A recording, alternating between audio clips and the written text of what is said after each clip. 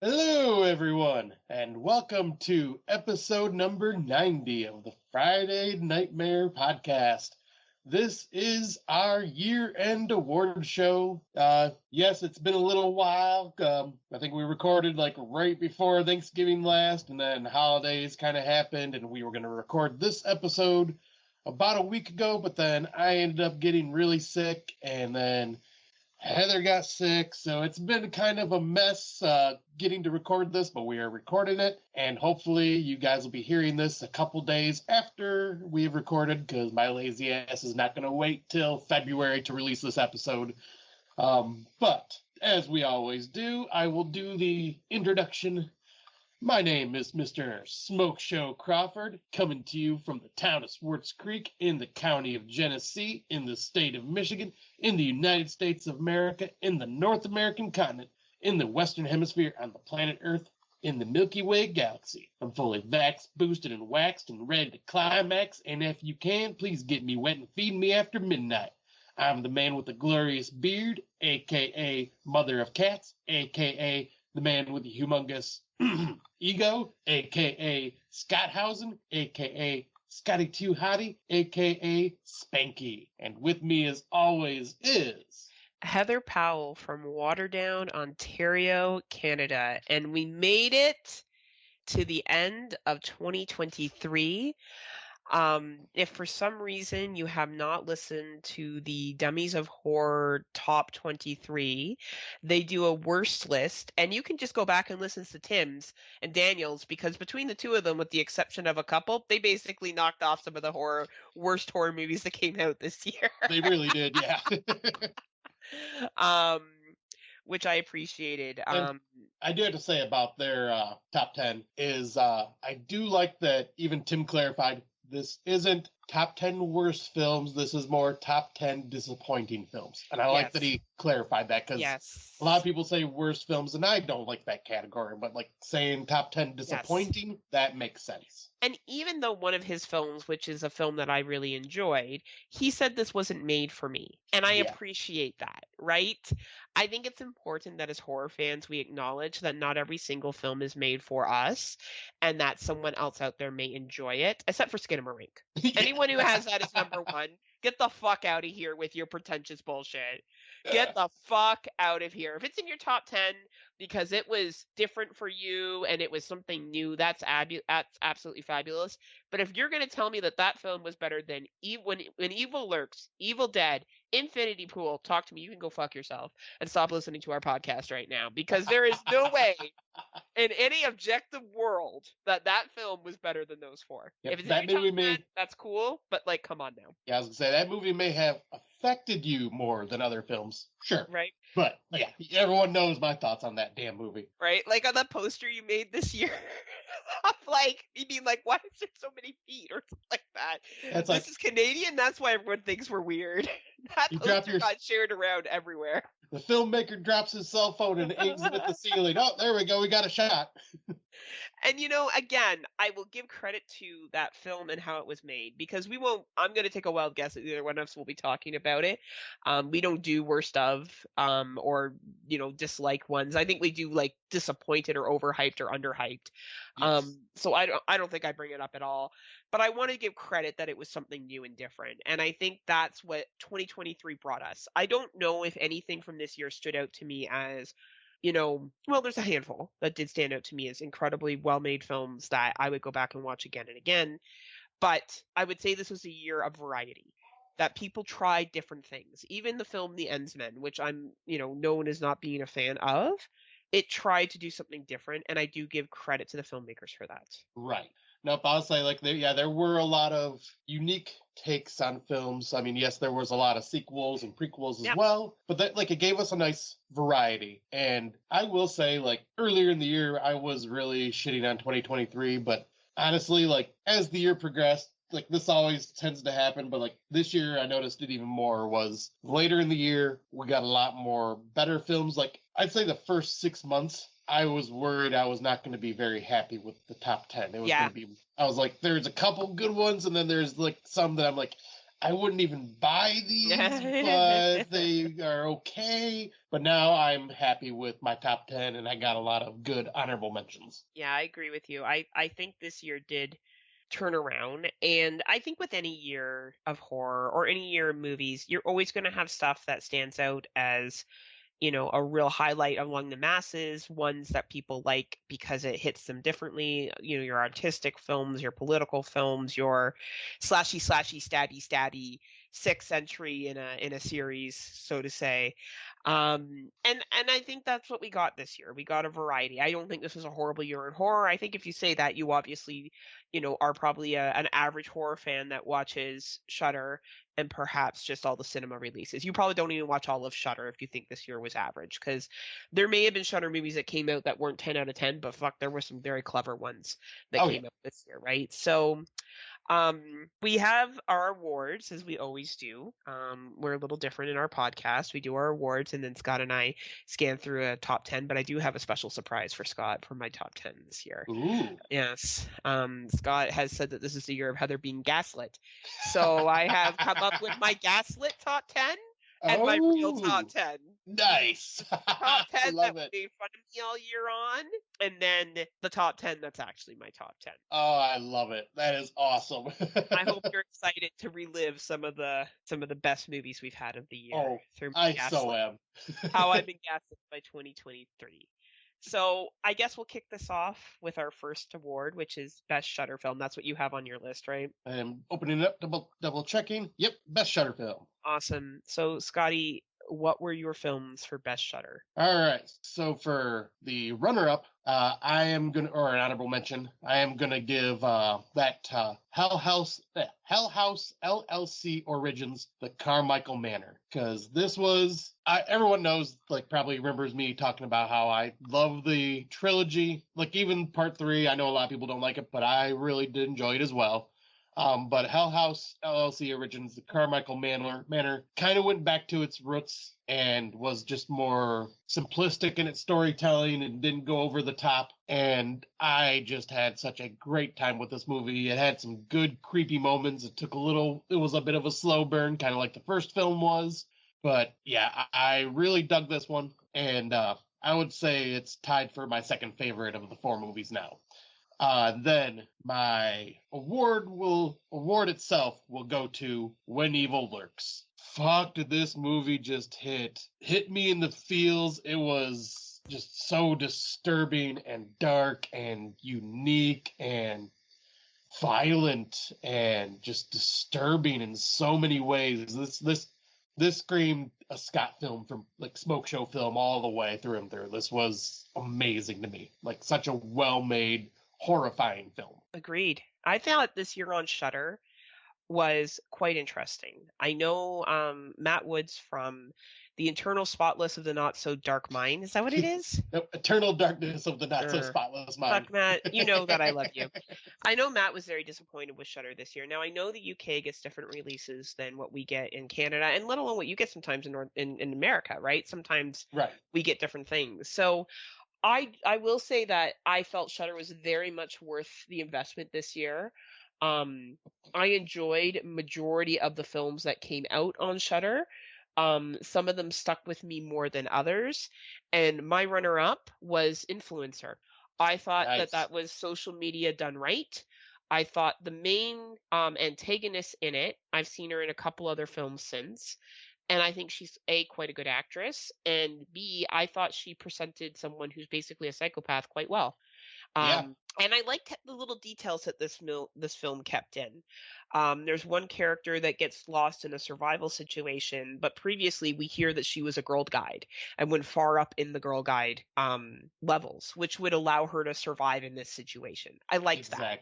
I liked that little tie-in. I thought that was really well done. So that to me was my runner-up, but I think, as many people have stated, I think the best film that Shudder picked up this year was easily When Evil Lurks. I think that this film was incredible when it came to special effects, practical special effects, like chef's kiss. Yeah. Like I don't think you could do better. I think this film had the ability to make you feel, make you laugh, make you be scared. I think Tim summed it up perfectly that you would go through periods where you were actually feeling anxiety in this film for the characters in it. And you did not know how it was going to end. And it kind of felt like it was like an adrenaline roller coaster that you were on for 2 hours or however long the movie was.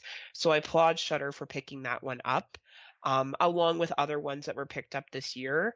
But I do think that was a standalone for Shudder. So excellent work, Shudder. I look forward to continuing to renew my subscription this year. Yeah, they've already released one episode or one movie for 2024 too. I Awesome. watched it yesterday. Awesome. We'll save that for the next We'll save that episode. for another day. Yes. So it looks like the next one on my list is going to be the best Netflix film. That's what I have too. All right. So for me, Netflix had been very hit or miss. And I didn't get to watch a lot because I had lost access to Netflix for a while. So my runner-up, I have a feeling this one, we may hear about this, but my runner-up is The Strays from earlier this year. I just found that this film made me feel very angry and shocked me at points. Like it's a bit rusty in my brain just because it was so earlier on in the year. But for me, my best film from Netflix was Re/Member. I guess this is based off of a manga, but I had so much fun with this one. I enjoyed the characters. I enjoyed the monster. It felt like you were watching an anime or a manga, but live action and portrayed that way, even when it came to the music and all that. And I just had a lot of fun with this one. Agreed. And I think, again, we're highlighting the international horror that Netflix brings in, because The Strays is a movie from the UK. Oh, yeah, so that's right, it was. right. So even though it's in English, it was technically a United Kingdom film. So Netflix, I have Netflix. I had it all year round. Let me tell you, Scotty, you didn't miss much. I kind of figured. Right. And I think the thing is with Netflix is that they get a handful of films and that are horror that some of them are really great, some of them are average. I think Remember is an excellent film, though it did not make my list and it's not one of my runner-ups. I do think it should be acknowledged as a great fucking film. Absolutely. Probably would be my third if I was doing a third. But Nice. my runner-up for me was The Conference. I thought The Conference was very funny. Oh, I missed this one. Yeah, very, very on the nose for anyone who's ever gone away for a workplace retreat. Very on the nose. Very silly, very over the top. It's a slasher, probably one of the better slashers that came out this year. And I think a lot of people missed it because it is on Netflix, but it's a lot of fun, and I do recommend checking it out if you haven't had a chance to. And Scott probably knows what my number one is. He kind of alluded to it. It's The Strays. This film, first of all, the main character did such a great job of being an anti-hero and then being a straight out like antagonist at the end. And the acting in this, especially in the last 20 minutes, where there's kind of a home invasion part, is insane and intense. Yeah. And when the twist happens, I literally went, "What the fuck?" Yes. Like and I think to me, that's what stands out for this movie, is a movie that can make me think about how I felt. We watched this in February, March, somewhere around that time.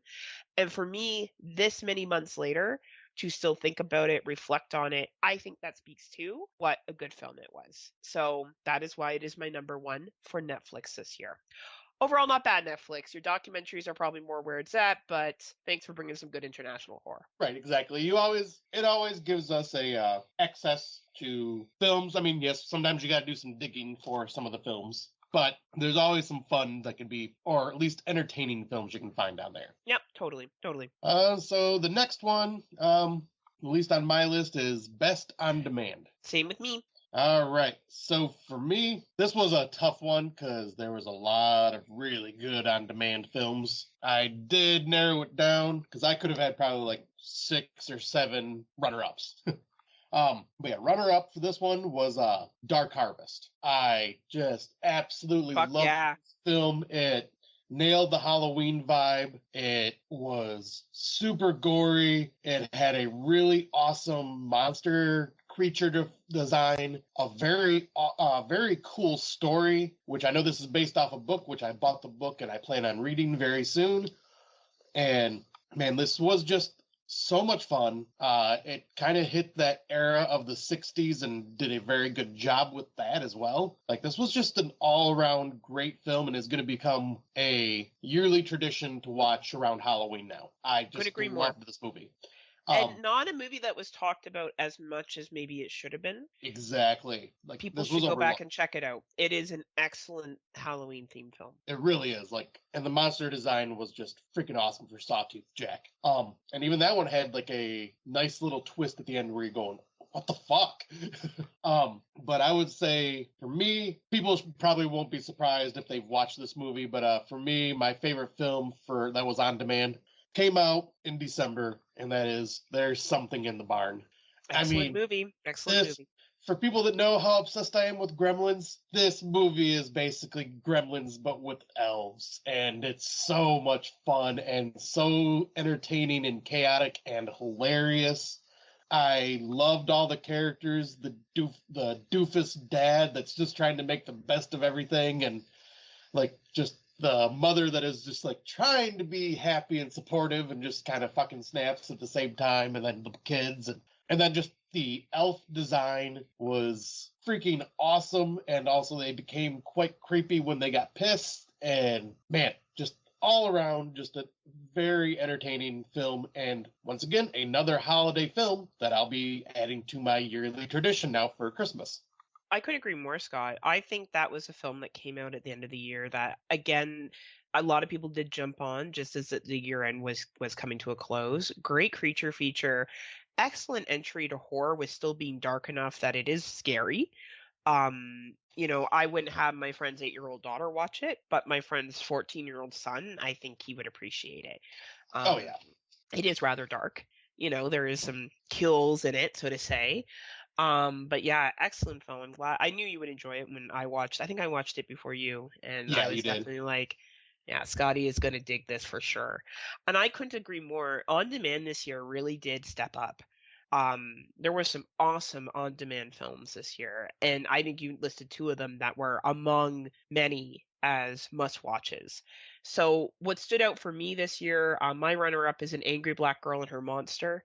Oh yeah. I'm a big political fan. I thought this was political horror done right, as well as I just thought the young lady was quite likable. I thought it was a great modern day telling of Frankenstein. I thought that was really, really cool. Great special effects. And best on demand movie was a movie that based on the Hindu faith, and that was It Lives Inside. And Oh wow. I really enjoyed this film. I don't know if you got a chance to watch it.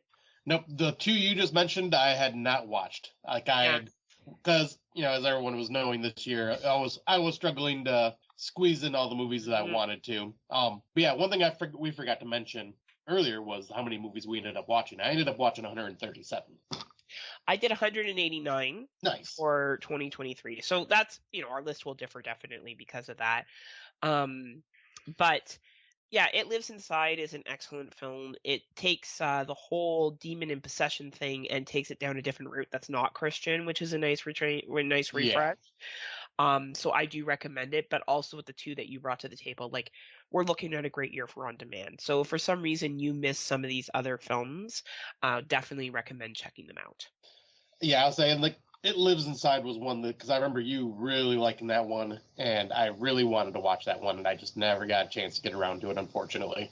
It Um, happens, right? yeah, especially like trying to keep track of all the movies that I missed, and then trying to remember which ones to watch, and Yeah, sometimes it's just hard to remember it all. totally, totally.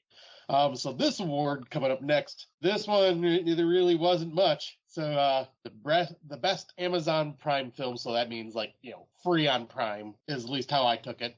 And I didn't do a lot of research, but like the Amazon Prime original, Totally Killer. I had no runner up for this one, but Totally Killer, just a awesome, fun film about, time traveling back to the 80s and just the use of the modern day sensibilities of a person going back into the 80s and just going, what the fuck?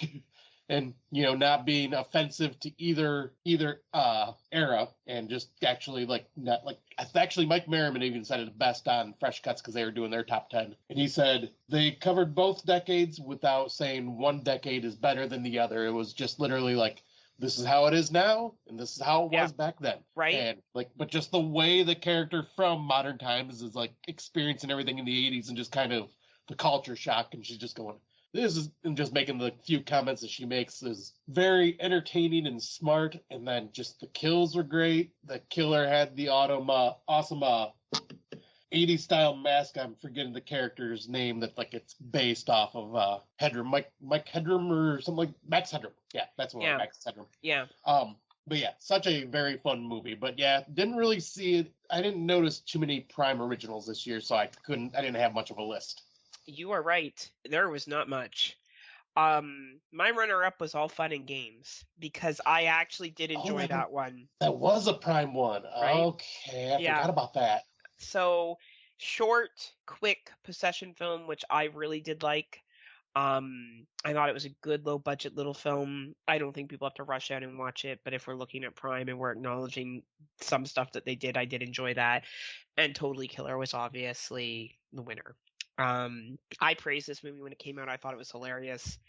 It hit all the things that I find funny.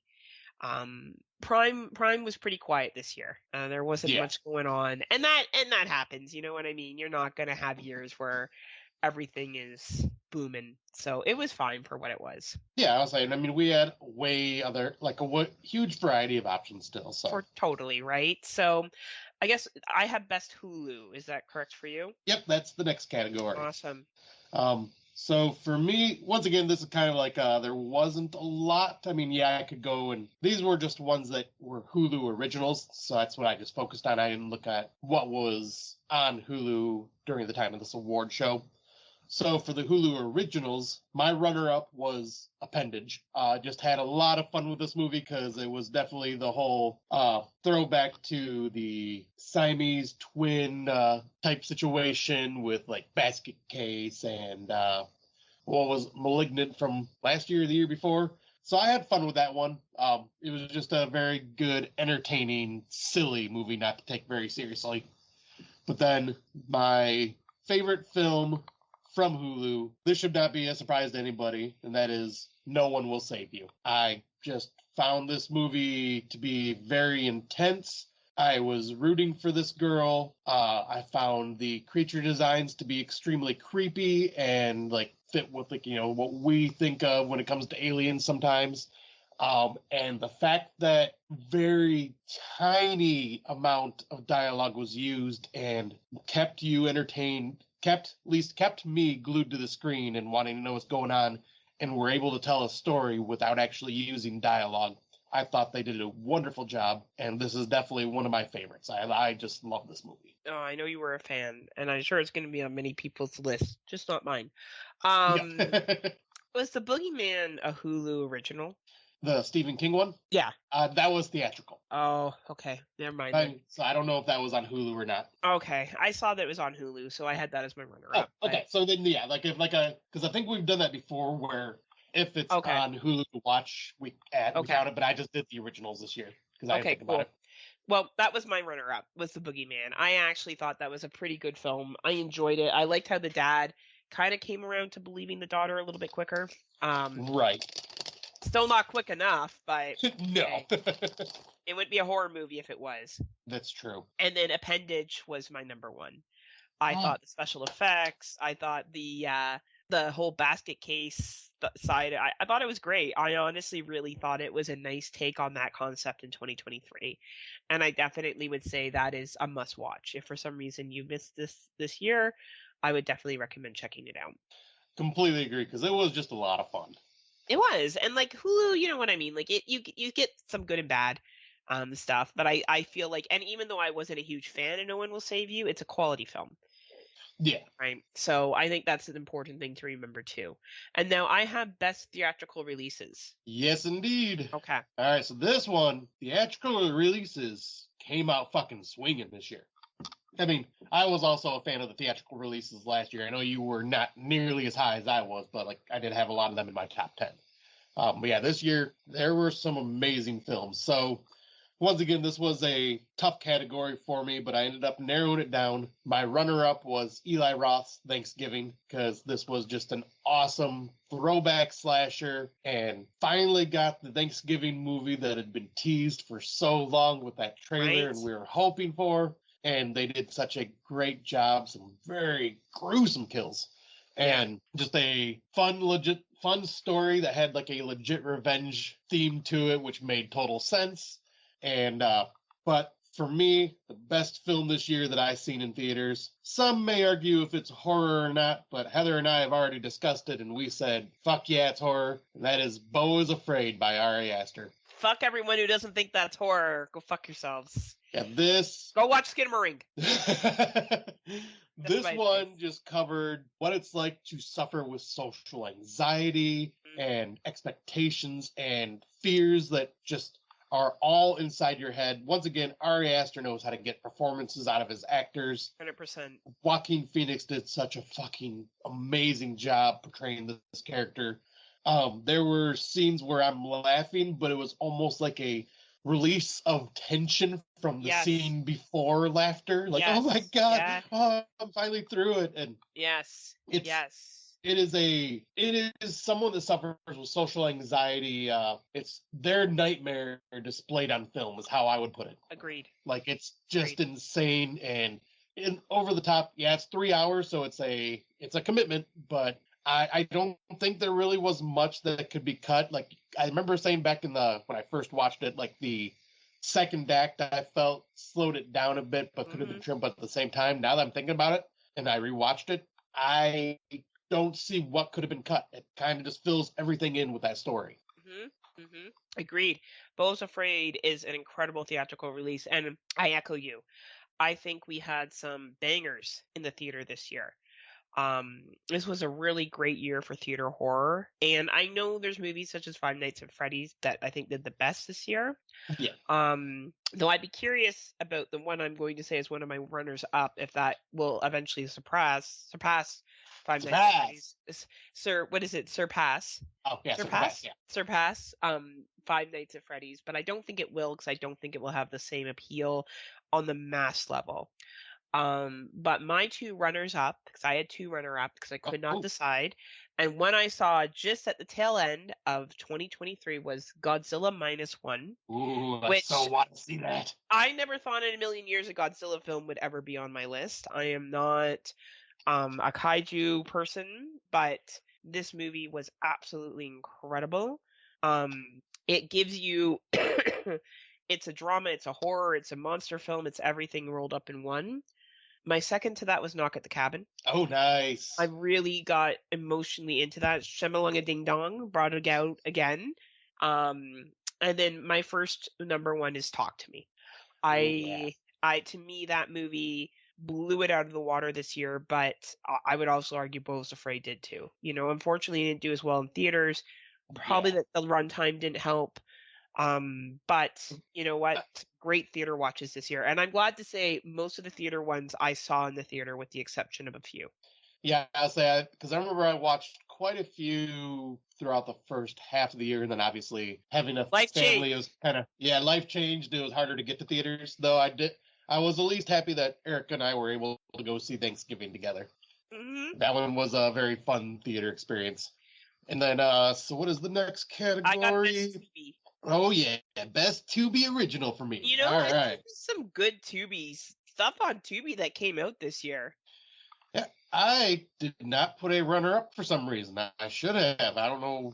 Huh. I bet your runner-up will be one of mine. I feel like we're going to see the same two movies. Okay, so I'll just how about you go first then? Okay. I want to hear what, then I'll see. My runner-up was She Came from the Woods. Okay. Right. Now that was on Tubi. I don't know if it counts as a Tubi original, but that's where I could find it, and I felt like it is it okay.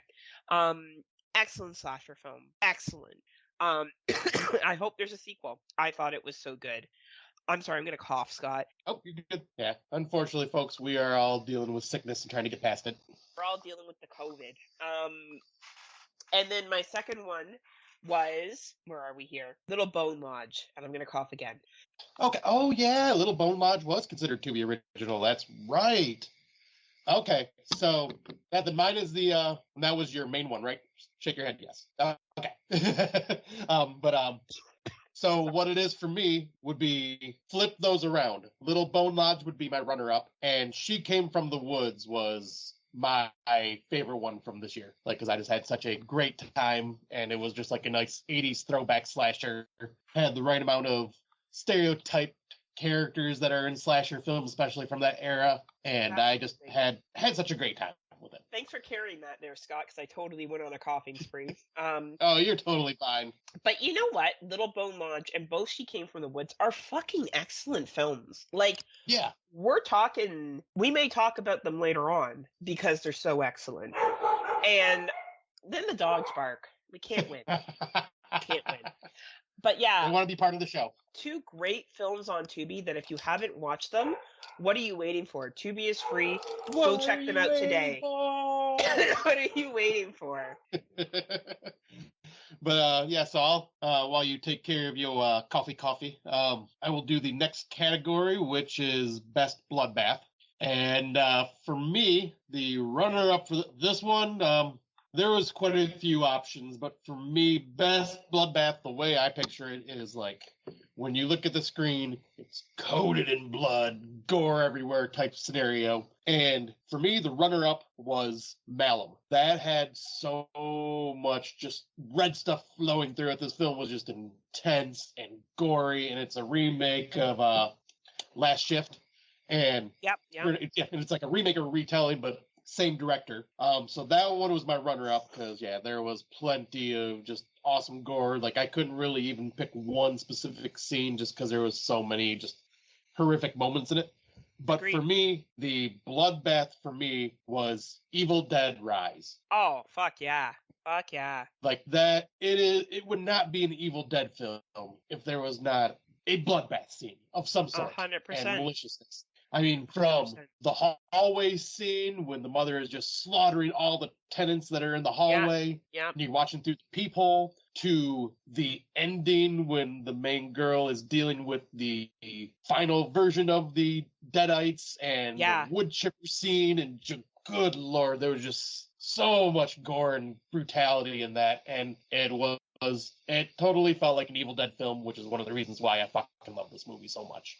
I love that you brought back Malum because I think that movie can easily get forgotten about because it kind of quietly came out mid-year, and sometimes we forget about things that come out mid-year. So I'm glad that you brought that to the table.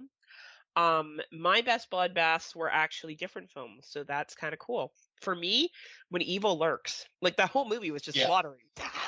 It was just 2 hours of slaughter. And then, even though I'm not the biggest fan of this series, you got to give it props to where it does things well, and that is Saw 10. Always the blood, the whole thing with Jigsaw and that final trap thing at the end. Oh my god! Like as much as I said, I'm not a huge fan of the series. They do bloodbath and kills and all that right. That is a series where if you want to see some gory shit, you watch that series and you will be entertained. But I think your 2 were excellent, and I'm glad we're kind of coming up to these, like the Tubi stuff being so strong, the bloodbath being so strong, Shudder being strong, On Demand being strong, because I think that's showing the highlights of this year.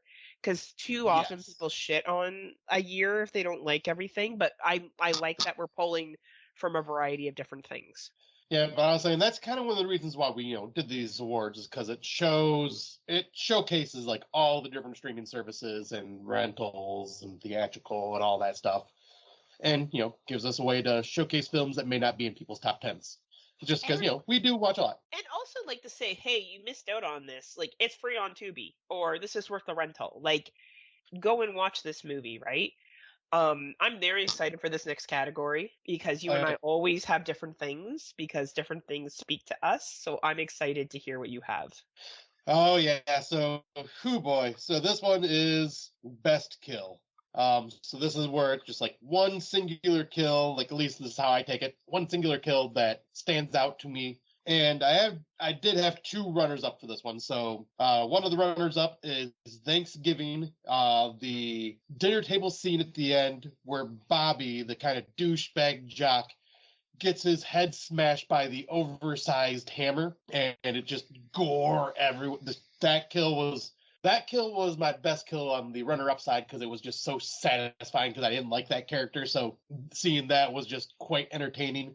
The other one was from Saw 10. This is the other runner-up, and that is I can't remember her name, but the girl that has to like saw off her leg at the thigh, and she Yes. just like, and, oh my god, that Yeah. was like horrific to watch. But then the best, I wouldn't say best kill because it sounds wrong to say best kill, but like the kill that made me go, holy fuck, was in When Evil Lurks, and the main character is talking to his ex-wife's husband, and you see the little girl with the fucking Rottweiler dog, or no, bull mastiff, like, and all of a sudden that bull mastiff just grabs a hold of her and starts shaking her and just like runs off with her. That left me going, what the fuck? Holy fucking shit. Like, and it was horrifying because it was just a little girl, and like, just, oh, like that scene will haunt me because that is a very realistic moment in horror and Agreed. a horrific moment. Agreed.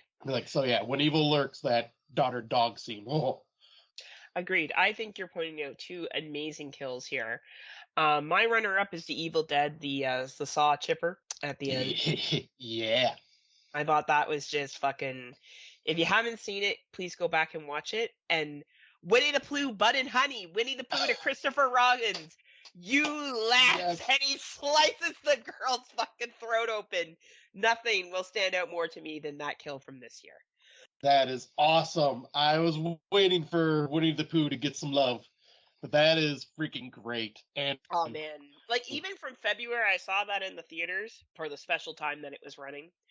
And I can still picture him being like Christopher Robin's begging, just beg. I know I'm giving a spoiler. Sorry for everyone who hasn't seen the movie, but and when he fucking slices her open, like, oh, that'd be my top 10 horror moments. I just thought it was so fucking mint. yeah, that is such a great scene. Like, and I knew you would be giving Winnie the Pooh some love. And I'm thinking, depending on how many of these movies come out, we may have to make an award for films that are characters that have went to public domain turned into horror films, just to kind of as an award, because there's going to be a lot of them. I think it's going to be a new trend. I think it's going to be definitely a thing for sure. Why not? Yeah. So looks like the next one is someone you can get behind. So we usually name two characters if we have them. I did not do any runners up. But the two that I can get behind, so I'll start with my second pick, which was from the Netflix movie Nowhere, and that is Mia, played by Anna Castillo. Just kind of being with her throughout this film, you're wanting her to survive, like being stuck in this shipping container as it is like slowly sinking into the ocean.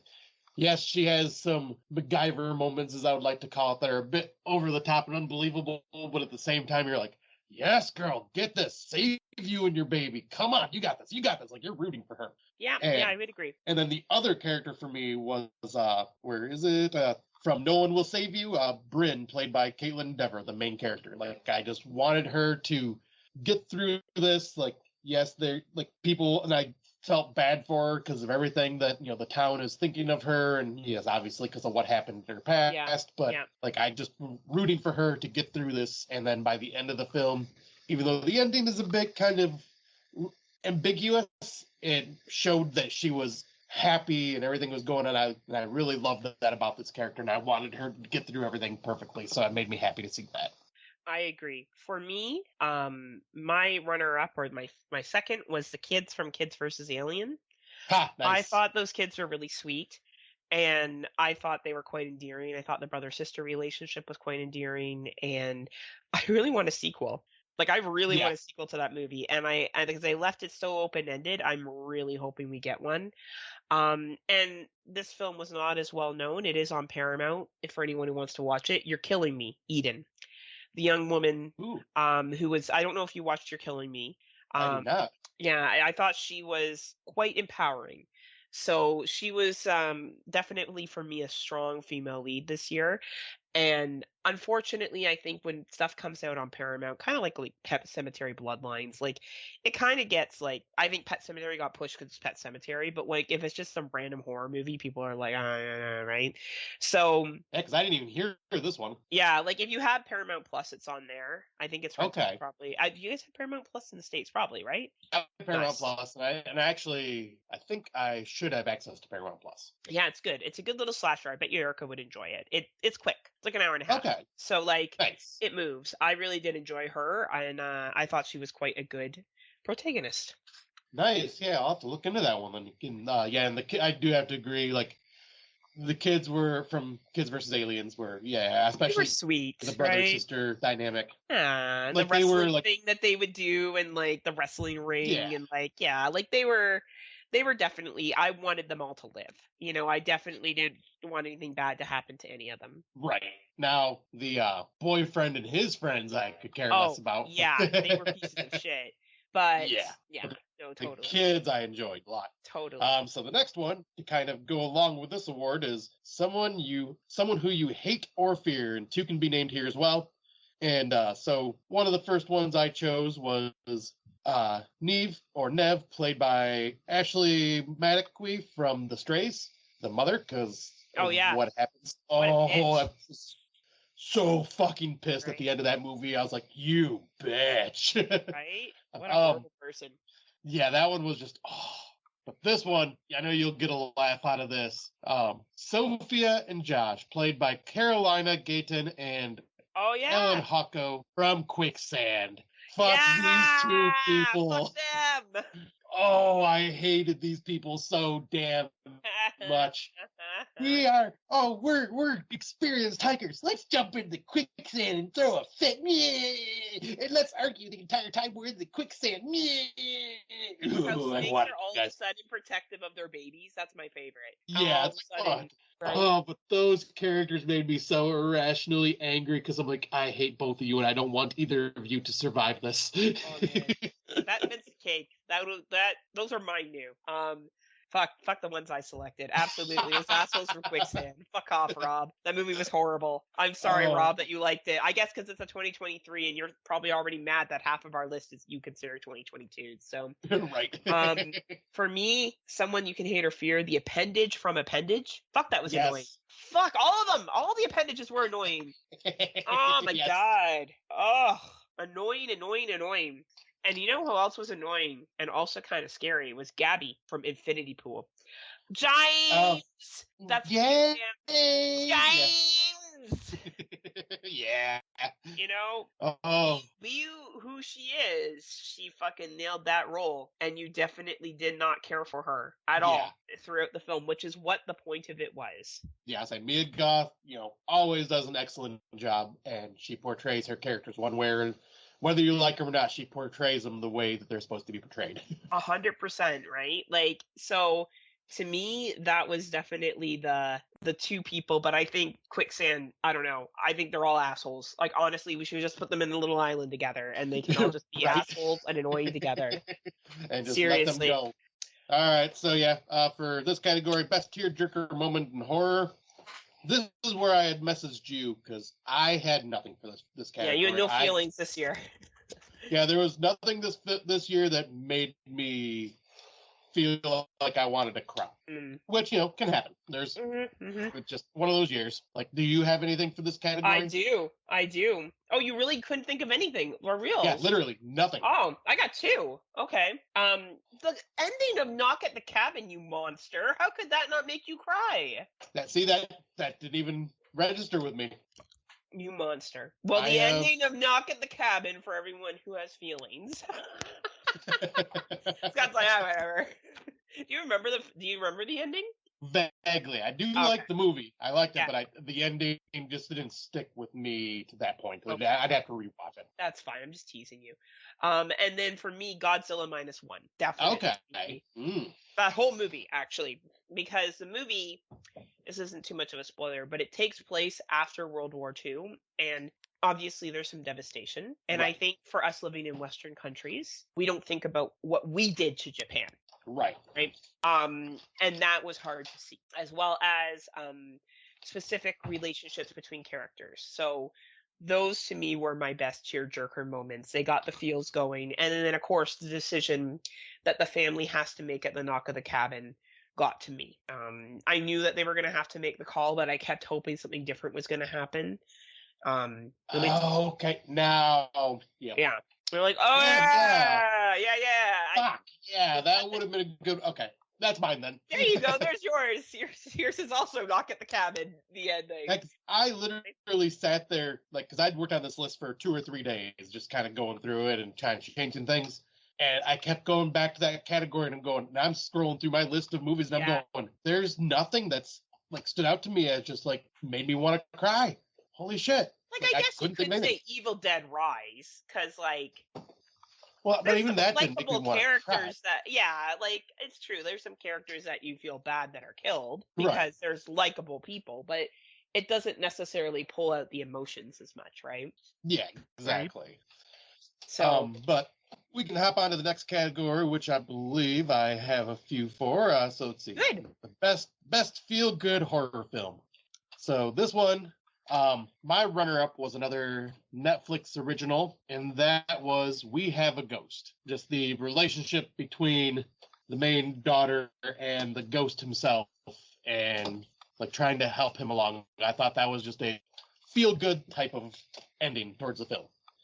And then my main one, I put this as feel good because I just had so much fun with it, and it's just something that I could watch and just laugh and enjoy. And that was Renfield. Yeah, Renfield was just so much fun and feel good. Yeah, it just was just a blast. Nicolas Cage just hamming it up on screen, and totally. Just the performances all around were just over the top and fun, and just had a great time with it. Well, my runner-up is the same as yours. We Have a Ghost. I thought that was a really sweet entry-level horror film. I thought it was really, really nice. It was a really feel-good, fun film, and totally killer for me because I just laughed so fucking hard in that movie that my tummy hurt from laughing so hard. Though I think Renfield is right up there as another one that was good times, good fun, a really nice, enjoyable film. And what was yours? Mine was Ghost and what? Totally Killer. Oh, Totally Killer. Okay. Yeah. I completely spaced out there for a second. No, that's okay. Renfield, I was just saying as well as what you said, is great. That one, totally, really, really well done. Yeah, that was because there were some definitely more lighthearted, feel-good style horror films this year, which really was good to have. Yeah, and you don't always need to have the punch in the gut, which is coming up next category. So the next category is punch in the gut. So this is one that you just feel devastated with what happened. And runner-up, this one's been brought up a couple times already. Actually, both mine have been brought up. But runner-up is The Strays, when Neve ups and leaves her adult kids and husband at the very end. You're just what the fuck? Yeah, fucked. Yeah, and then for a second time. Yeah, for a second time. Yes. It's what the hell? And then for my main pick, once again, When Evil Lurks. This time when the father sees his ex-wife just carrying his son and devouring the small child within the brain. It's oh, what the fuck? Yeah. Oh man, fucking heavy shit, right? Yeah. For me, it was Knock at the Cabin as a runner-up. The fact that they still have to make the choice of who lives and who doesn't, or the world will end. And for me, Talk to Me. I thought that ending was what the fuck? Yes. Right? And then how they leave it at the end with who the new ghost is that's being talked to, I thought was fucking excellent. So yes, those were my definitely 2 punch in the guts this year. Great choices. Thank you. And then I will go to what is All the Feelings, relationships and horror. And I don't know why. Actually, I'll get to that in a second. But my runner-up would be from Shudder, Attachment. Yeah, that's a good one. That's a good one. Both the lesbian couple, the girl going back home with her to meet her mother, and everything that is happening there, and just you feel for them, you want them to get through this together. Yes. But the main one, and this is why I'm kind of shocked that, the tearjerker moment did not pop out to me. I had Knock at the Cabin for the couple and their daughter. I loved their relationship so much. Like, that was beautiful, and you could tell they were, wanting to get through this, and they loved each other and wanted to be there for each other. That was a great family, and it's my runner-up as well. I think that was a very emotional horror film. Even Batista's performance was quite emotional for a wrestler. He's a wrestler, right? So, excellent. For me, the number one was Missing, and the mom and the daughter in that. When the mother goes missing and the daughter's passion to find her mom, to me, was pulled at the heartstrings. Excellent film. If for some reason someone has not watched it this year, I totally recommend checking it out. It will give you all the feelings. Yes, it will. Like, that was another one that I had thought about as well. So the next is Didn't See That Coming, Twist Ending. Mm-hmm. So I had, for my runner-up, Beau Was Afraid. Mainly because what you find out is when you find out who his father really is, and you just kind of just staring at the screen like, what the fuck? His dad is a giant... can't really say it. Okay. Because I don't want to spoil that, but that one just left. That whole entire movie had a lot of moments where I just went, "What the fuck? what the fuck? Like, what the fuck?" Right? It literally just had that going the entire time for me. But once again, this movie is getting mentioned, and I have a feeling this one is one from Heather. But it's The Strays. That ending completely caught me off guard, where she just ups and leaves her kid and her husband. Like, right? Bye. What the fuck? So only because I'm not mentioning The Strays because we've only talked about it a lot, so I did change my answer here. My one that I watched that wasn't really a good movie, I'll be honest, but the ending of it, I was like, oh, that's interesting, was 15 Cameras. Nice. That was one I still meant to watch, but you didn't sound like, you made it sound like it shouldn't be. It's an movie, but I will be real, how it ends, I was like, oh fuck. Oh, like, it's actually an interesting ending. And another one I didn't see coming, Brooklyn 45. Didn't see that coming. Yeah. Remember, right?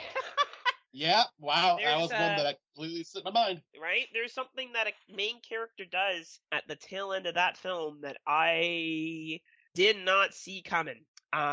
Definitely threw me for a loop. That is another Shudder film that if for some reason you have Shudder and you have not watched that film, I strongly recommend it. Excellent movie. And for that reason, I won't give away the ending, but definitely did not see it coming. No, I completely forgot about that till you brought it up. Yep. Yeah, right? All right, so this one is where we get into some interesting categories that will highlight a lot of other different films, I think. So the next one up is surprisingly best low-budget film. And my runner-up for this one was Freeze. I don't know if you remember that one or not, but about the people that were on the boat that had the Lovecraftian type fish monsters in it, and you look at the cover and you're like, this is gonna be bad, and then it ends up not being bad at all. It actually had a pretty cool story and pretty cool effects, nothing amazing, but way better than I had ever expected it to be. And then my number one choice for this was The Outwaters.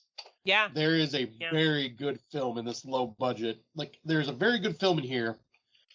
I wish we would have seen a little more, but I understand that this is what they were going for with their very limited budget, was the flashlight pinhole lighting, which made you go, what the fuck? Yes. This could have been in my top 10 if there was more to it and I was able to see more, because I thought for the budget they had, what they showed was very effective. Agreed. For me, my runner-up was Phantom Fun World. This Nice. was a very low-budget slasher film that I thought was actually quite endearing. And then the first one is The Gesture. I thought The Gesture was a great film. I think that came from, I can't remember who produced it. It's a well-known that they do a lot of Screambox, maybe? I don't know, something like that. And it's basically, people say it's a Terrifier ripoff. It's nothing like Terrifier. I don't understand. Is it because it's a clown? It's a Probably. completely different concept. The gesture is a internalized thing. Anyway, those are two great low budget films that came out this year. The Phantom Fun World is very low budget. Yes, The it gesture is. has more money to it. But I thought both put a great effort forward and were good movies. Yeah, I did not get to see The Jester. This was one that I once again forgot about. But Easy it to was do. one that, yeah, I say, but it was one that I wanted to watch just because I remember you talking to me about it. But yeah, just slipped my mind. But the next category is worth the high budget. So this one for runner up, I had Renfield Very because I nice. figured for the high budget, like it definitely had a bigger budget if it's going to have like Nicolas Cage and the guy from The Menu and some of the other Oh yeah, actors they've had in it. So like, and some of the special effects they did. yeah, So I yeah. thought for it was worth the high budget. And then my number one film, it's getting some love again, but that is Beau is Afraid. Fuck yeah. Two very well high budgeted films. Mine was Godzilla minus one, Infinity Pool. I know there's some Oh people out yeah, there like Tim that's not a fan of Infinity Pool, and that's totally fine. But that film did an excellent job of creating a beautiful, like high budget, well put together, polished film. Nothing but praise for Infinity Pool and nothing but praise for Godzilla minus one. And I don't have anything for Hulu Into the Dark because I don't think they're making those anymore. Oh shit, nope, I actually deleted that category. So Awesome. Good. So my next one is most politically relevant. Is that what you have too? yes, it is. All right. So most politically relevant. For some reason that's weird. Me to go? You want me to go? Yeah, I got checks on it because something that it's almost like I put the same answers twice It's okay. for So the next two categories. mine was Angry Black Girl and Her Monster. I thought that it handled the concept of systematic racism extremely well. And oppression. I think the scene where the father goes in and tells off the teacher was fucking chef's kiss. Whoever did the writing for that, fucking congratulations. That was awesome. To me, that's probably a movie that not everyone's going to appreciate, but it did a great job of pulling in social economics, racism, and also into an entertaining horror film that's, a new version of Frankenstein. So I really enjoyed that one. Nice. And that was your runner up. No, I didn't have a runner up. To me, I kind of Okay. looked at it this year, and I kind of thought Beau is Afraid, but I thought Beau is Afraid deserves some other things, so I left it out for another award. All right. Yep, that makes sense. One that I put for politically relevant because that is the category, right? Because I'm looking on my letterbox at the moment. So yeah, there was some screw up. I somehow almost looked like I copied and pasted from my other category that's underneath this one. So I just went to Letterboxd. Nice. So my runner up, I would have to give the shout out to The Blackening. Yay! Yeah. That's funny. Just because, like, yes, that one has a lot of humor that we may miss, but there is a lot of very politically relevant talk in there with our society. But then Wrath of Becky is my main pick, just because dealing with the Proud Boys. Oh yeah, good point. Her version of the Proud Boys and Yeah, the plans yeah. they had, and so yeah, those are the two that I had gone with for this one. That's cool. Now the next one is most reflective. Do you want me to go with that while you get back into your list? No, I'm in my list now, so I can do this one now. So yeah, most reflective of 2023, I am gonna give the runner up to, if you remember this one, This Land.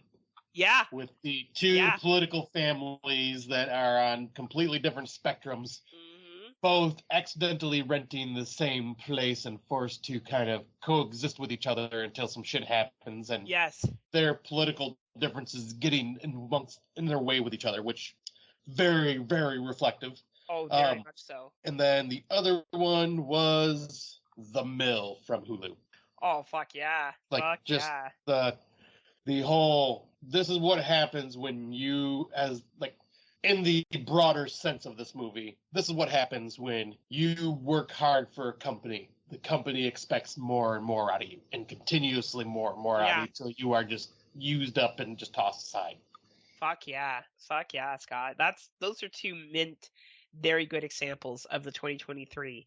For me, I thought The Blackening, again, when we look at individuals, from the Black community coming out and making films and calling out racist tropes, I think that obviously groups who have received racism are the best to call out the tropes and to find humor in them and bring some kind of comedy to it. So I thought The Blackening was absolutely awesome. And Beau is Afraid, for the reasons that you've highlighted throughout this, Beau is Afraid is a perfect reflection of anxiety and fear, and just the complete different fears of social that people could feel every day, whether it be not having enough money to pay for something, whether it be dying during sex, whether it be whatever it is that happens to this person. And it is such a whirlwind. And I think it really reflects what people have been dealing with post-pandemic and anxiety as well, right? So definitely Beau's Afraid and then The Blackening were my two. That is, very good choices. So the next category is, in our opinion, most overhyped. So I didn't have a runner-up for this one. I just had one movie, and most people probably know what this fucking movie is, and that is Skinamarink. Most overhyped film. Fucking. Fuck you, Skinamarink. I do not understand the love of this film. Like, if it works for you, it works for you. But this, I would have rather watched a pot of water boiling for 4 hours straight. Agreed. And the only thing that was as bad as Skinamarink, there's two. There's two that were made theatrical releases that had money put into it and were pieces of crap. And that's how I feel. And I'm not changing my opinion on it at all. And those two movies are, did I move my thing down? Uh-oh, where are we? I'm building up to it. Overhyped. Oh, I fuck wouldn't know what they are. The Nun 2? Fuck you, The Nun 2. Fuck you and your stupid fucking movie. It sucked. The Nun 2. And The Exorcist Believer. What the fuck was that shit? Put Erica on so we can talk about how stupid it was. Like, what is with this group exorcism? It was so bad David Gordon Green quit before the sequel came out. Good. It's bad. No one should watch it. Anyway, I'm sorry if those were your top films, but they were so overhyped and not good at all. So. Nope, I completely agree with that. They were so overhyped, and I already knew what they were going to be. I didn't even bother watching them. But the next one is the exact opposite category, which is most underhyped, because ones that we feel not many people have really talked about. And you brought up one earlier, so the runner-up for me is one we have not talked about yet, and that is Unwelcome. That was a Shudder, released on Shudder, about the goblin/gnome-like creatures. I found this, it's just with me. I love the little monster-type creatures, and this just was awesome, great film. Very hard-hitting in the beginning. Yeah. That was just, devastating what happened there. Yeah. Which actually, that's another one I could have added to another category now that I think about it. But now that we realize your feelings, yes. Yeah. Yes. And then the other one, you had brought this up earlier, was my most underhyped film is Dark Harvest. Yes. Another great example of two films that went under the radar this year. You're not going to agree with the second runner-up. I know you're not, and that's okay. It's Bury the Bride, which I did think was a good film. Gaslit or not, I enjoyed it. The 2023 film that gaslit Heather. What started this whole avalanche? You know what? I'm allowed to be me, okay? And I'm allowed to be me. All right, and You're Killing Me on Paramount. Please, for the love of God, other people watch this film. This young lady. I have not even heard of this one. Yeah, and that's the thing, right? That's why you come to Friday Nightmares to learn about the gems that are out there, because this is what Scott and I are about. We're about the underdogs. Not like big podcasts like Dummies of Horror, where they're just they have a Patreon. They're such ballers, which I hear you're a member of now, by the way. I am. Yes. You can go back and hear all the stuff I decided to be a true fan. Yeah, you decided to be a friend, is what you're saying, yes.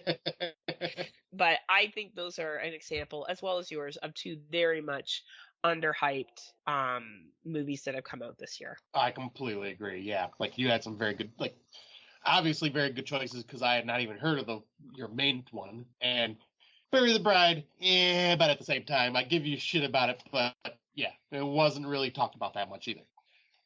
But the next category, it's not horror. Yes, it is. So this is a category where, if we where most people probably would argue if this would be considered a horror or not. And one, I'll give this as my runner-up.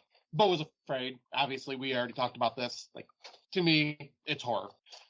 But the main one I wanted to give attention to here is one that I had not heard anybody talk about, but I could see them arguing if that this would be considered horror.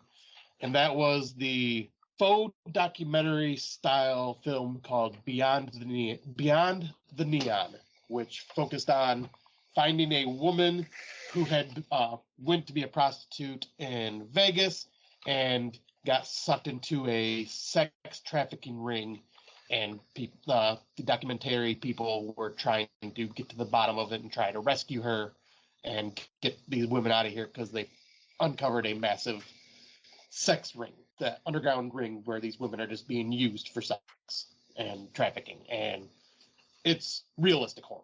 Oh yeah, 100%. Oh yeah, totally. Mine was Godzilla -1 because I feel like some people will say Godzilla movies aren't horror movies, but they are because we said so. And Rebirth. This is for someone particularly who said this wasn't a horror movie. This is about zombies. This is about bringing someone back to life from the dead. I don't know how that's not a horror film. They were dead, and then they got brought back. That's a zombie. Would this person does this person tend to call himself Hollywood? No, it's not Tim. Mm-hmm. Oh, okay. I couldn't, because I thought he said something about it too. But. No.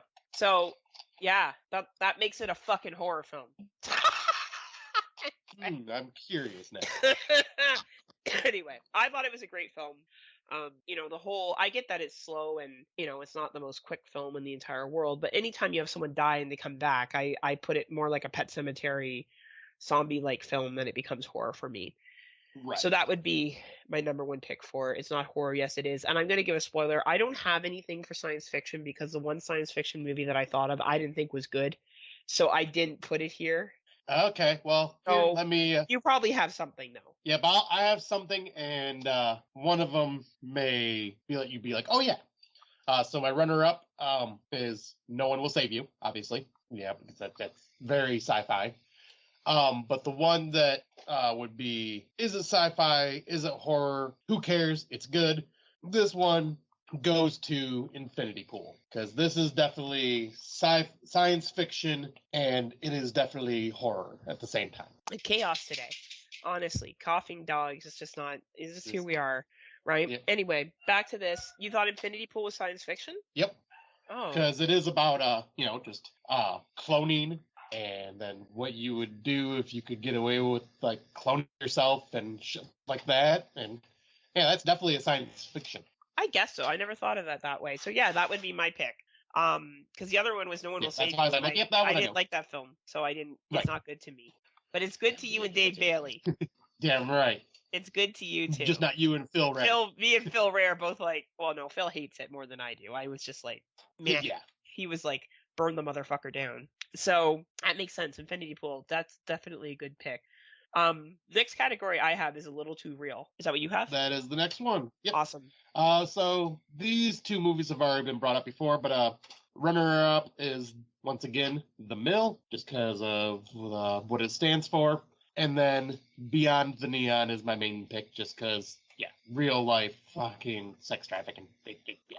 I love it. Mine was Baby Ruby, because that was little too real for me this year. This is a movie about a woman who has postpartum. And let me tell you, from someone who had a friend that had a baby this year, that shit was a little too close to home. That movie's available on Paramount as well. And Night of the Hunted. It's what's dropped on. Okay, this is one I did not watch. And it's a shooter film. And I don't know. I think any kind of shooter film is a little realistic in the United States. I don't know. Because there's shootings every fucking day. So I think this was a little too realistic as well.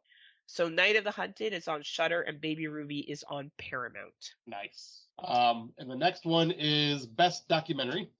My runner-up for this was the Hulu original Monster Inside, talking about the guy that runs McCamey Manor, because that is just a very informative. That was a good doc. That was a really good doc. Yeah. You're right. Yeah. Like that one made me feel very uncomfortable hearing the stories. Absolutely. But then, just like every year when this comes out, it's always my number one choice, and that is In Search of Darkness. Part 3. How could it not be? How, with the movies they covered in this, they had so many hidden gems that I was trying to write them all down because there were so many movies I had never even heard of from the 80s. I'm going, what the fuck is this? I need to watch this because they just look like so much fun. And they do such a great job of just covering all these categories. Totally. I agree with you. So, In Search of Darkness was my number one, but I wanted to give a shout out to Sharksploitation as well. I thought that was an excellent documentary as well on Shudder. Both of these are on Shudder if anyone is interested. Slower year for docs this year, but those two definitely stood out, along with the one about McKinley Manor. Absolutely well done. And then that Sharksploitation one was another good one because I think there was only like 4 documentaries I watched this year. It wasn't too many. Yeah, same here. Yeah, all right, the next one is Best International Film. So this one, runner-up, I got Talk to Me, because it is an Australian horror film. Yeah. Very, very good, very unnerving and unsettling, just like A24 loves to do. I cannot wait to see what these guys come up with for their next film, because I think it was a film duo that were YouTubers that made this movie from what Tim was talking about. Yep. But yeah, amazing horror film. And then, of course, When Evil Lurks. That's just one of the best international movies I've seen this year. Agreed. For me, the only ones that I brought up that were different was I thought Project Wolf Hunting that came out earlier this year was excellent. Another one I missed. A really, really good zombie ship outbreak film, and The Conference as well, the one I mentioned earlier on Netflix. So Project Wolf Hunter, I think, is video on demand, and then The Conference is available on Netflix. Nice. What was the Conference? I really want to watch Conference. And then what is next? Ha, that's funny. Best horror comedy. All right, so runner up for this one, Renfield. Oh yeah, had a blast with it, and one that has not been mentioned yet so far in our awards.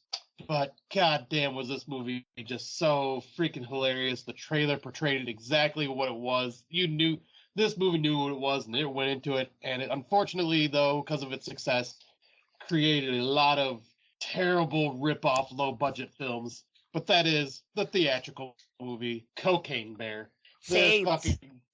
I loved this movie so damn much. It was so damn funny. Cocaine Bear was hilarious. And it just doesn't get enough love. Like, it got love in the beginning of the year, but I hadn't heard many people bring it up. And like as Daniel Luffy said it best, it's the bear with the cocaine. It's what I expected. Right? It's exactly what I expected. I found. Right, then, so, can you tell me a story, best anthology film of the year? Wow, there was one, Scott, that I was able to come up with, and it wasn't even one I really liked. Yeah, this year has been pretty rough. Congratulations, you win by default. VHS 95 or 85. Oh, 85. Sorry, that was 95.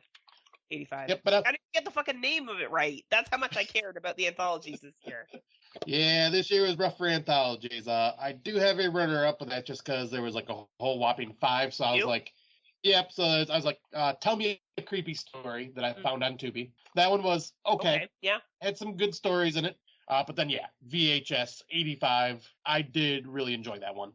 But then the next category is We're Stranded, Best Survival Horror Film. This one I have this one is The Mill for my runner-up. Yeah, agreed. Samesies. And perfect. And then my main award goes to, for this, Nowhere, being stuck on that shipping container. Agreed. Oh, wow. That's very rare for us to have the same ones. And Nowhere is on Netflix, so if people haven't seen that one, it is available on Netflix. And very good movie. Very, very good movie. Yep, I had a few issues with it, but still, good movie. Then the next is The Hauntings Done Right, Best Ghost Film. This was hard this year, because there were ghost films. Yeah, this one they just weren't great. There were some good ones. There were comedies. Oh, no, there were some... Listen to my categories, and you'll probably be like, okay, oh, shit. Okay. So, runner-up, Talk to Me. That's all about speaking to ghosts. And The Hauntings there, once again, amazing, fucking scary-ass movie. And then Malum. Oh, Malum! Yeah. My choice. Yes, that's a good one. That Because, yeah, that one's got literally legit spirits haunting you. I mean, yes, there is also a cult and all this shit, but that's why the spirits are there, is because of that cult. That's a good one. I didn't think of that. I had Talk to Me, but I didn't even think of Malum. So good one. All right. And then you didn't have a runner-up? Oh, no. No, I would have Okay. Malum. No, that's a good one. Okay. Yeah, I'll say, yeah, that's... All right, so then we move on to the next one. Let's exercise the demon. Best possession film. Once again, these two have been brought up before, but runner-up for this one is When Evil Lurks, and then my main one, because if you're speaking possession, at least in the eyes of Scotty, if there is possession, it is Evil Dead. Evil Dead Rise, fucking awesome possession in that.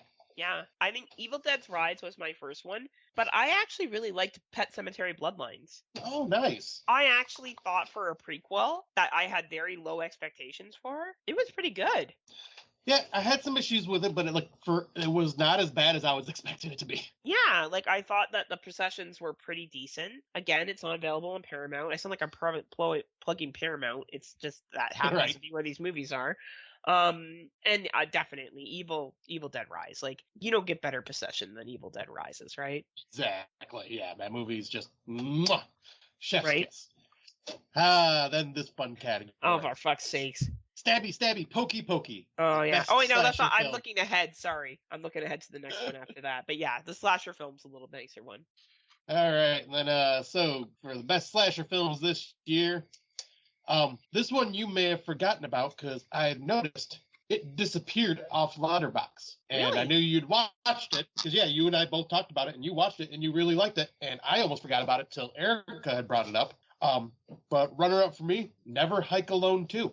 Oh, fuck yeah. I'm going to fix that right now. That was just a awesome sequel to Never Hike Alone, which is obviously fan-made films of Friday the 13th. And it was just an awesome conclusion with the Tommy story and Jason, and just so many good kills. Jason just fucking slashing his way through everybody. And it was so much fun. But the best slasher film this year for me was Thanksgiving. Oh, fuck yeah. Same with me. Yeah. Fuck yeah. Epic. Yeah, I don't know why they took Never Hike Alone 2 off of Letterboxd. In fact, actually, let me read this to you because it is now under a different name, and it's so weird. I don't know what happened. So, Never Hike in this like name. Drama. So this happened with the first movie and the second one, and in the snow or whatever. So, first movie is now on Letterboxd as Can You Just Never Stop the Hike Alone? And then Never Hike in the Snow is now called Please Never Ever Hike in the Snow, Too Dangerous. And then Never Hike Alone 2, Can You Just Never Stop the Hike Alone 2? I don't know what the fuck happened, but yeah, like that's I don't weird. know what's going on there. Yeah, I came across that and I'm like, what the fuck? But yeah, it got taken off my list and everything. It was just gone off Letterboxd. So I was like, I know I rated that. That's wild. But anyways, I digress. We will get back to the awards. So the next one, hey, look at this mysterious tape I found. Best found footage of the year. What did you have? Okay, so the best ones for me were this one. I went a little loosey-goosey with it, but Missing. Oh, yeah. That's a good one. That's mine now. I didn't think of that one. Now mine. Yep, that's my runner-up. But then my best found footage, Hell House LLC Origins, The Carmichael Manor. Yeah, there wasn't much this year. I was even telling Erica, I'm like, there was only like 8 found footage films that I've come across. I'm like, what the hell? Yeah, like it was for something that's so easy to do, you would think there would have been more of. Yeah. So I'm just going to go with yours because I didn't even finish this category. Okay. Well, then the next one is Smash That Like Button, Ring That Bell, Best Social Media Horror. Did you get any for these? Because I know this isn't necessarily your favorite category. Oh, yeah, I got some in this one. So Influencer was my runner-up. Okay, nice. And then Missing was my number one on this one. Because, this one was good. I love this movie, and it covered the social media aspect very well. You're going to hate me, but Elevator Game was my runner-up. Hey, I mean, it fits. I liked it a lot. I really enjoyed Elevator Game. And then Influencer for other reasons I've said before. Yeah, and I don't know where you think I hate this category. I hate influencers. Right. But this category, there has been a lot of fun movies. Right. But then what is the next category? It is Swimming with the Fishes. See? Best shark film. And There's this one, actually it's a number of shark films this year. yeah, there wasn't many high points for me. So I struggled with this. So best shark, runner-up shark film for me was Sharksploitation, a documentary. Good one, good one, good one. And then best shark film, just because it was dumb fun. And this is where 2023 may have gaslit me. Meg 2. Ah, nice. Mine was Black Demon, so I don't know if that says anything else. I liked Yeah. it for what it was. And I really didn't like Meg 2. No. So yeah, I couldn't go with that one at all. Yeah, we're gonna have to like rearrange some of these categories next year. And Yeah, we just got to kind of see what happens. Like, 'cause sometimes there's more of these types of movies than before. Then this seems familiar. Best remake, sequel, or prequel. And so I am gonna give some love to Saw 10 or Saw X. Yeah, well deserved. Well deserved, like a well done sequel that actually, for like Mr. Venom said in Fresh Cuts, for being in the double digits franchise, surprisingly well, like surprising to see some Saw love like this at this far into the year or into the franchise. Agreed. Then I will give more love to Never Hike Alone 2. Oh, totally. I agree 100%. I think Never Hike Alone 2 is definitely one of the better sequels that came out this year. And for me, Evil Dead Rises. Yeah, that was one I was going to bring up, but I was like, I've already gave it a lot of awards, so I'm just going to shout out some other ones. Very good ones. Very, very good films. Nice. And now this is Don't You Judge Me. Best guilty pleasure films or So Bad It's So Good. Let's see. So for my runner-up, I have The Mean One. Nice. That was fun. That was a fun one. I liked it. It was just so bad. It's so good. I mean, it's literally The Grinch Stole Christmas, but the Grinch is the killer in this. And it was just so much fun. It's epic. And then this is my Don't You Judge Me. This is Slaughterhouse. I enjoyed the shit out of Slaughterhouse. Hey, mine was Winnie the Pooh and Cocaine Bear, baby. Oh, yeah. Both bears. Yeah, that is true. Both bears. Winnie the Pooh, I will definitely die on that hill. That movie is fucking chef's kiss. That was, Winnie the Pooh. I didn't give any love on these awards, but it deserves it. Like, I'm glad, because I knew you'd give it some love. Oh, yeah, like when he's shoving honey on a mask. Never stops being funny. Never stops being funny. Yeah, like, so gross. Peeking around when the chick's in the hot tub. Never stops being funny. I love it.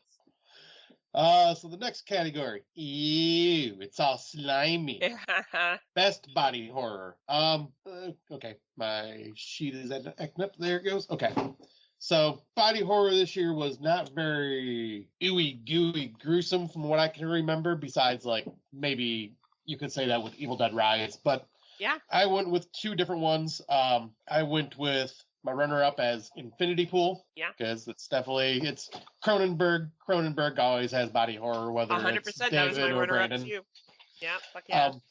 And then the other one I would call body horror. It's more body swapping, but body horror in the same way, and that is Suitable Flesh. Because I have not given any love to this film yet, and this film deserves it. I had Appendage, but I didn't get through Suitable Flesh. But I think that's a good, from what you told me about, I think that's a very fair assessment. Yeah, and I was saying that's another one that just didn't get talked about a lot, but I fucking love that movie. Yeah, totally. And then Who Goes There? Best Home Invasion. This one I struggled with, but I did come up with one because I couldn't think of any. But the one that popped in, Knock at the Cabin. See, I said No One Will Save You. Yeah, I guess that would have been considered Home Invasion. Yeah, I didn't think about that. I liked that piece of it. Yeah, that makes sense. Why I gave the award, because that was the one part of it that I liked. Yep, I went with Knock at the Cabin because, what's his name? Wrestler Batista and all that just showing up like that. And just, excellent. So the next one is Home for the Holidays. Best holiday-themed horror film. So this could be Halloween, Thanksgiving, Christmas, any holiday you could want to it's holiday film. I went with There's Something in the Barn as my runner-up. Good. And then Dark Harvest as my main choice, because gotta have good representation of Christmas and Halloween here. So I really enjoyed It's a Wonderful Knife. I thought it was cute. Oh, you're gonna have Tim throwing a fit. No, I thought it was cute and fun and fluffy. And Thanksgiving, obviously, for obvious reasons. Yes. We've already talked about it, so. All right, and then what is this? Low budget done right. Best indie film. So this is just like one of the better independent films that we've seen this year. And my runner-up was Malum, because, yep, that was definitely an indie film. Yep. And then one of the better ones that I'd seen this year, I'm giving it love again, but When Evil Lurks. Yes. Excellent. For me, it was The Gesture and Phantom Fun World. Ah, nice. I repeated it. And then this one should be interesting. Yay, best non-horror film. I just watched Barbie yesterday. Oh, I'm curious about that. It's not the film I'm going to pick, but it was interesting. It was interesting. It was entertaining enough for what it is. Yeah, well, yay, movies. Yeah. Best non-horror film. So, yeah. This one, I had two. The runner-up was the Super Mario Brothers movie. That was actually quite fun and did a great job with representing probably the best video game adaptation to screen. And then, just because I am a huge fucking nerd, Dungeons and Dragons: Honor Among Thieves was a freaking blast. If you are a fan of D&D, they nail the D&D world perfectly. They bring in so many things. You're going, oh, I know this. Oh, I know this. Oh, I know this city. I know this. Blah blah blah. Like, and you just catch all these little Easter eggs, and they even represent the characters, like a group of your friends together trying to play D&D as these characters, basically, because they just screw up and just do stupid shit all the time, and it is so perfect. Chris Pine does great. It's just a lot of fun, and I'm a big fantasy dork, so like this was totally. Love the movie. I love it. That's awesome. For me, it was a documentary called the Twin Flames documentary, Escaping Twin Flames. Fucking wild, everyone. And you want to watch some guy make a business out of convincing people that there's someone out there for you that's your twin flame, and you have to find them, even if they're married to somebody else, and convince them to be with you, and they'll charge these coaching sessions to teach you how to do that, and they make thousands and millions of dollars. Fucking wild. Netflix, Escaping Twin Flames. Wild. Wild. Interesting. Oh, yeah, it's wild. It's going to be a horror movie one day. Hands down. Huh. Yeah, I've never even heard of that. It's crazy. I'm going to look into that. Oh, yeah, you got to check it out. And was that a runner-up or was that your main? That was my wing. That was the biggest thing. All right. So the next one is someone to keep an eye on. Best first-time feature-length directorial debut. This one, I had one category. I didn't have a runner-up for this one, but the director is Samuel Bowden, and he is the one that directed, because this movie has not gotten any love yet this awards, but he's the one that directed Cobweb. Nice. That's well earned. Yeah, this movie, very creepy, very well directed and acted and everything. This movie is awesome. Well, mine is Jason. I'm probably going to brutalize his name, especially now that I'm sick.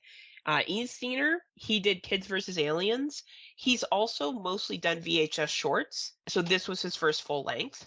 Okay. And I hope to see more from him. I think he is a good director. I thought Kids vs. Aliens was a phenomenal movie on Shudder, and I hope he comes out with more stuff. Nice. Yeah, I would definitely like to see more that he does. I did not realize that, that was a first time directing for him, too. Yeah. Well, he's shorts, right. But first time feature, right? Because, that's what, feature length. Because, that's the same thing with Samuel Bowden. He did a lot of shorts. Yeah. But, awesome. Yeah, that's a good one. And then let's see.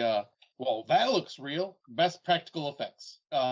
Once again, it feels like I'm just repeating these, but these ones, there's a reason. Evil Dead Rise for runner-up, and When Evil Lurks. Because the effects in that just... Ugh. Fuck yeah. My only difference is my runner-up was Saw 10. Oh yeah. Right? And then I guess we're at our last one before our top 10. Oh, we got two more.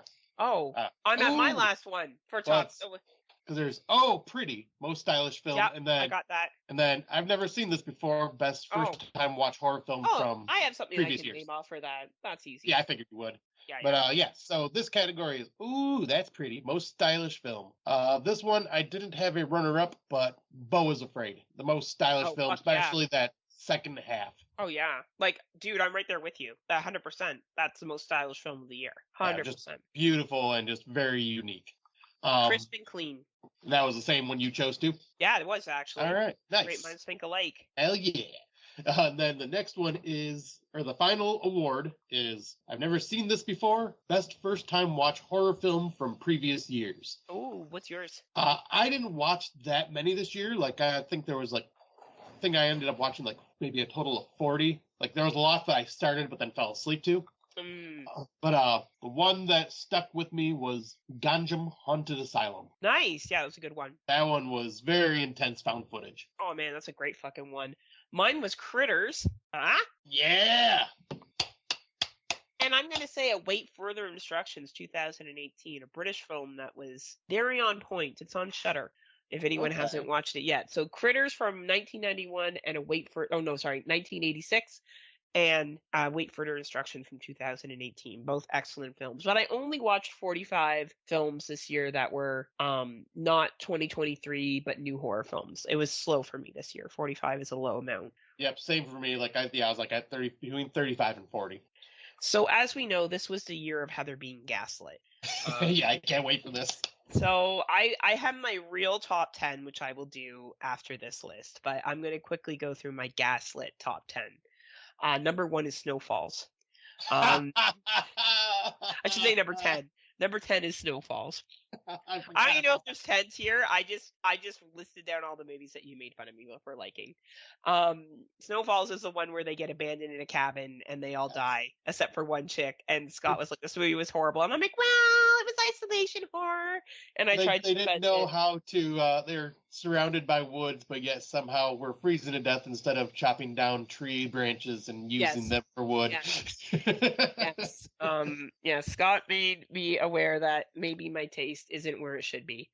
Followed up by that was Mary Fuck Kill. I actually enjoyed Mary Fuck Kill. It was a good little slasher. Scott did not. Unseen, I thought was quite endearing. Eric ended up turning that one off.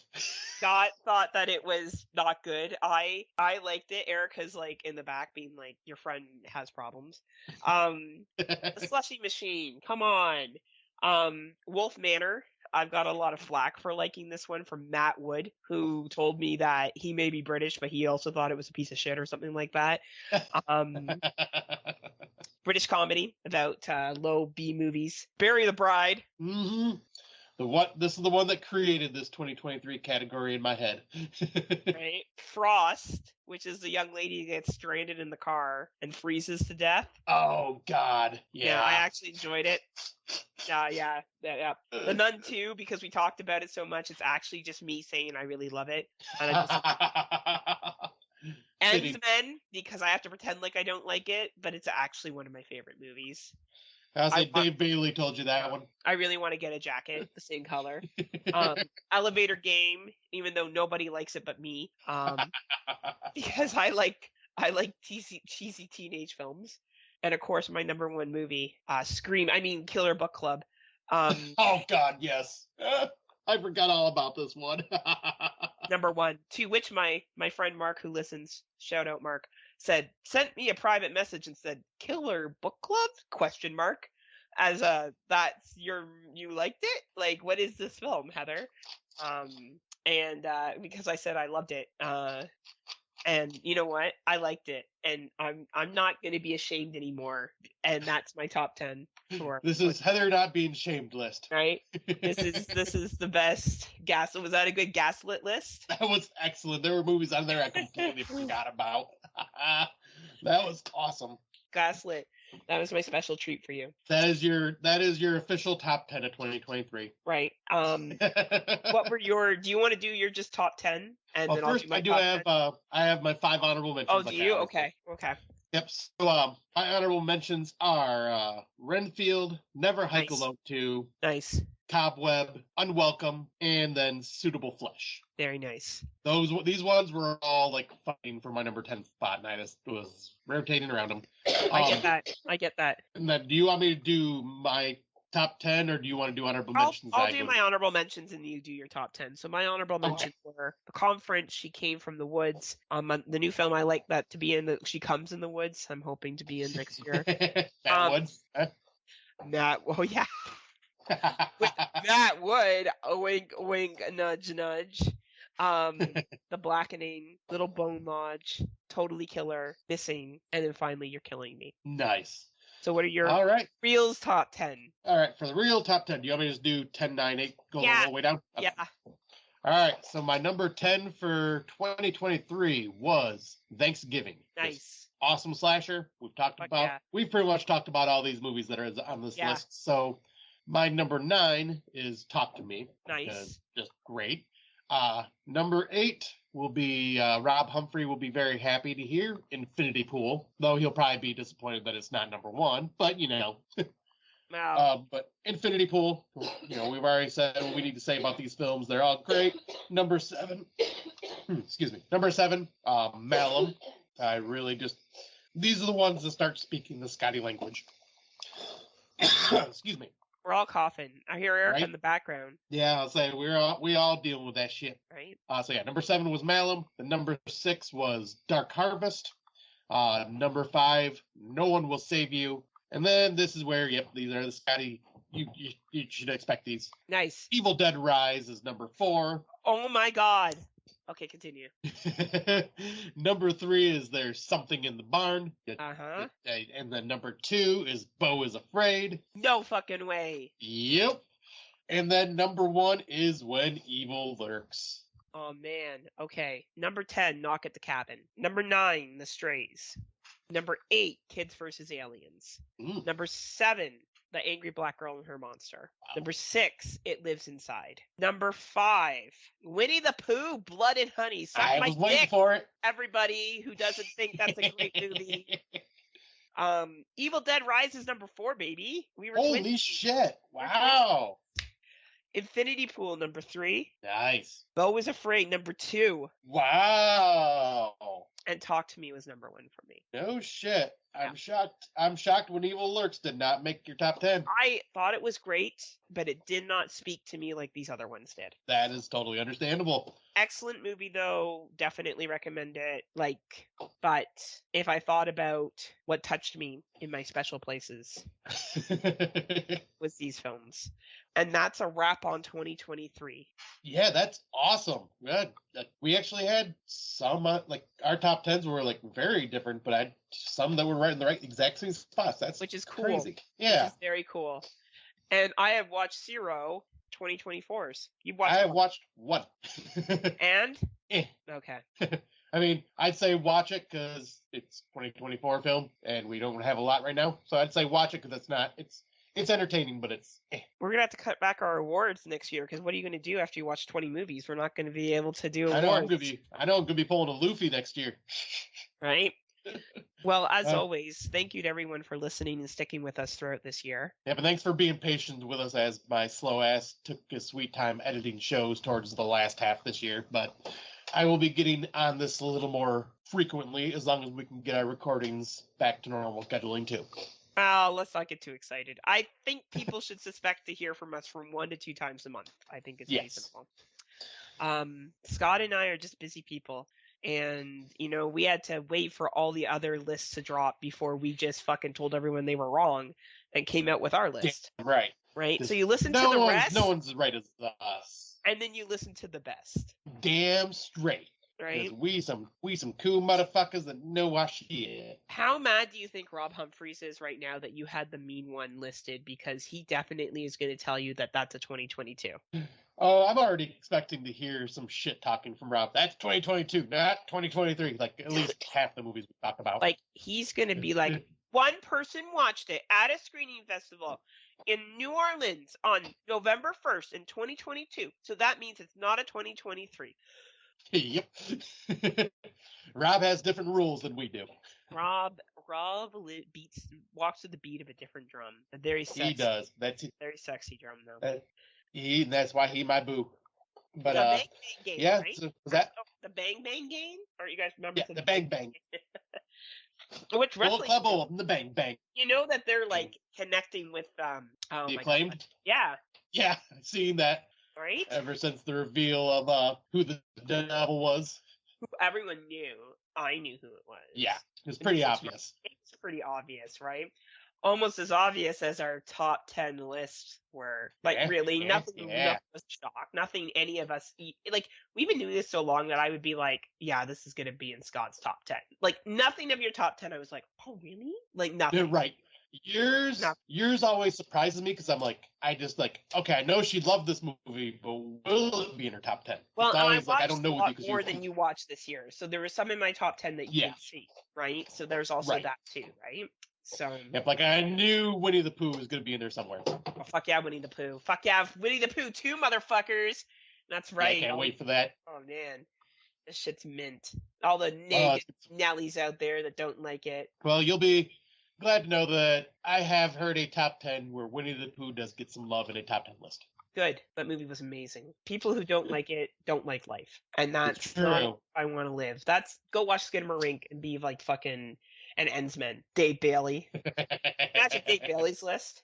Ensman. Oh, this is going to be like all artsy, fartsy films that I never... Like, I seen his list on our Facebook page, and there's movies on there going, I wish I would have watched this. Oh, yeah.